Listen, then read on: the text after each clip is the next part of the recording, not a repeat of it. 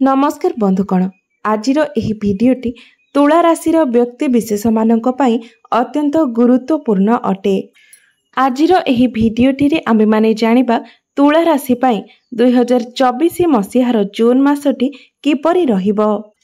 तुला राशिर मासिक राशिफल विषय रे आलोचना करिबा। तुला राशि पई एही 2024 मसीहार जून मासटी किपरि रहिबो से विषय रे सविशेष आलोचना करिबा। सेमानकर स्वास्थ्य, शिक्षा, प्रेम जीवन, वैवाहिक जीवन, भाग्य, क्यारियर एवं व्यापार वाणिज्य विषय रे विस्तार भाବରେ आलोचना करिबा। नवग्रहंकर स्थिति मध्यरे विषय रे मध्य आलोचना करिबा। एही जून मासरे तुला राशि पई नवग्रह केउ प्रकारर फल प्रदान करिवे से विषय रे आलोचना करिबा। शेषरे अशुभत्व प्रदान करुथिबा ग्रह मानकर प्रतिकार संबंध रे मध्य आलोचना करिबा। सेथिपई भिडियोटी को स्किप न करी शेष पर्यंत निश्चय देखंतु। तेबे आसंतु आरंभ करिबा एही कार्यक्रमटी को जहाकी जन्म राशि एवं चंद्र राशि उपरे आधारित अटे।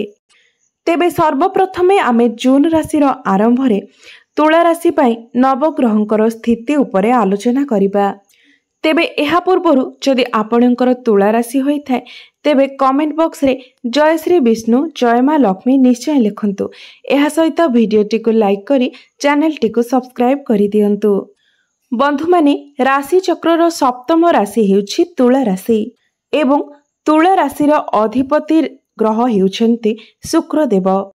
तेबे शुक्र आपणकर अष्टम भावरे विराजित अछन्ति एवं शुक्रंक सहित बुध, गुरु एवं सूर्य मध्य एकत्र विराजित अछन्ति।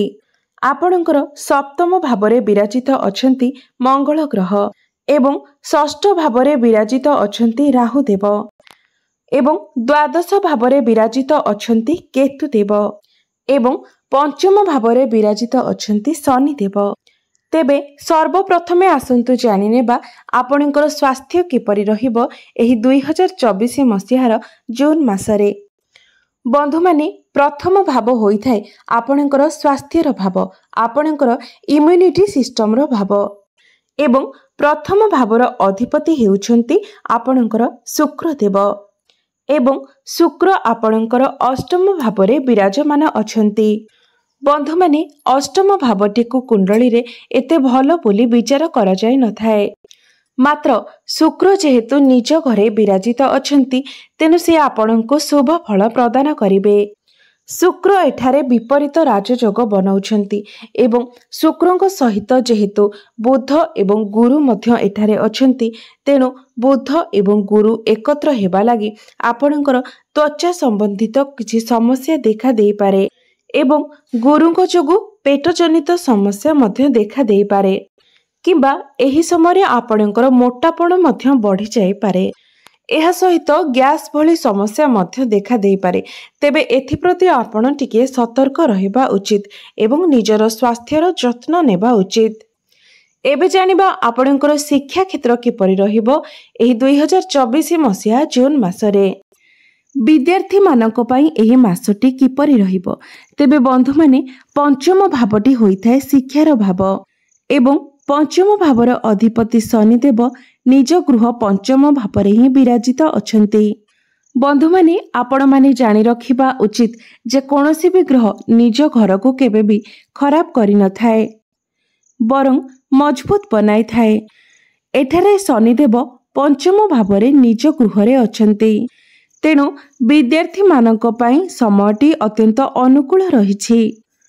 एही समय आपणकर पाठ पढ़ारे उन्नति हेबो एवं पाठ पढ़ा को नै जदि आपण एही समय कोनोसी एक बड़ डिसिजन नेबा पई चाहुचंती तेबे आपण किछि भी डिसिजन नै पारिबे एवं जदि उच्च शिक्षा पई आपण बाहर को जेबा पई चाहुचंती तेबे एही समय आपण निजर शिक्षा पई बाहर को मध्य जाई पारंती। एही समय जदि आपणकर कोनोसी एग्जाम रहिछि तेबे एग्जाम रे आपणको निश्चित भाबरे शुभ फल प्राप्ति हेबो। जे कोनोसी भी एग्जाम रे आपणको सक्सेस मिलिबो। एठारे शनि देव आपणकर पाठ पढ़ा को मजबूत बनाइबे। तेबे मोटामोटी भाबरे देखिबा को गले एही मासरे आपणकर शिक्षा क्षेत्र बहुत भल रहिबो। एबे जानिबा आपणकर प्रेम जीवन किपरि रहिबो एही 2024 मसीहा जून मासरे।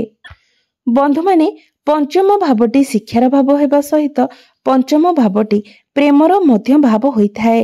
एहा सहित संतानर भाव मध्य होइथाए एवं पंचम भावर अधिपति शनिदेव निज गृह ही विराजित अछंती, जहा फଳରେ आपणकर प्रेम जीवन एही जून मासटिरे मजबूत हेबो। मात्र आपणकर पार्टनर ठारे किछि जिद्दीपण देखा देई पारे एवं आपणकर पार्टनर एही समय टिके डोमिनेटिंग नेचर देखाई पारंती। से केवल निज कथा ही सुनिबे एवं अन्य कहार कथा सुनिबे नहीं किंबा ध्यान मध्य देबे नहीं। मात्र एही समय आपणक मध्यरे भल पाइबार वृद्धि हेबो, रोमांटिक नेचर देखा देबो। 12 जून को शुक्र आपणकर नवम भाव को प्रवेश करिबे। तेबे 12 जून परे आपणकर प्रेम जीवन आहुरी अधिक भल हेबाकु लागिबो। परस्पर मध्यरे मधुर संपर्क स्थापन हेबो। तेबे जदि आमे प्रेम जीवन विषय देखा जावा तेबे एही मासटिरे आपणकर प्रेम जीवन बहुत भल रहिबो। एबे जानिबा आपणकर वैवाहिक जीवन किपरि रहिबो एही 2024 मसीहार जून मासरे। बंधु माने सप्तम भावटी होइथाए आपणकर वैवाहिक जीवनर भाव, आपणक लाइफ पार्टनर को भाव एवं सप्तम भावर अधिपति हेउछंती आपणकर मंगलदेव एवं मंगलदेव निज गृह ही विराजित अछंती एवं एठारे मंगलदेव आपणकर सप्तम गृह पंच महापुरुष राजयोग बनाउछंती। रोचक नामक राजयोग मध्य बनाउछंती। एहा आपणक पई बहुत भल समय हेबाकु जाउछि। आपणकर लाइफ पार्टनर ठारे साहस एवं पराक्रमर वृद्धि हेबो। आपणकर जीवन साथींकर क्यारियर रे ग्रोथ मध्य आसीबो। फाइनेंशियल ग्रोथ आसीबो। आपणकर डेली इनकम रे वृद्धि हेबो। तेबे समस्त दृष्टि देखा गले एही जून मासरे आपणकर वैवाहिक जीवनटी अत्यंत सुखप्रद रहिबो। जदि पूर्वरु आपणकर वैवाहिक जीवन रे किछि समस्या चलीथिला तेबे से सबु समस्या गुड़िक समाधान होइजिबो। आपण दुई जनक मध्यरे बॉन्डिंग मध्य भल रहिबो। एबे जानिबा सबुठारु गुरुत्वपूर्ण विषय आपणकर भाग्य, क्यारियर एवं व्यापार वाणिज्य विषय रे। तेबे एही जून मास 2024 रे किपरि रहिबो आपणकर भाग्य, क्यारियर एवं व्यापार वाणिज्यर स्थिति। बंधु माने नवम भावटी होइथाए आपणकर भाग्यर भाव एवं दशम भावटी आपणकर क्यारियर भाव। नवम भावर अधिपति हेउछंती आपणकर बुधदेव, जे कि अष्टम भावरे विराजमान करिछंती एवं 14 जून को आपणकर नवम भाव को प्रवेश करिबे।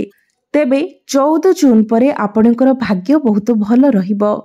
आपण जदि एही समय कोनोसी बड़ इन्वेस्टमेंट करिबा पई चाहुचंती, शुभ मांगलिक कार्य करिबा पई चाहुचंती, नूतन कार्यर आरंभ करिबा पई चाहुचंती किंबा शेयर मार्केट रे इन्वेस्टमेंट करिबा पई चाहुचंती, तेबे 14 जून परे आपणक पई समय अत्यंत भल रहिबो। कारण 14 जून को बुध आपणकर भाग्य स्थान को आसीबे, जहा फଳରେ आपणकर भाग्य प्रबल होइजिबो एवं प्रत्येक कार्य आपणको आपणक भाग्यर साथ मिलिबो, जहा फଳରେ आपण जे भी कार्य करिवे सेथिरे आपण निश्चय भाबरे सक्सेस हेबे।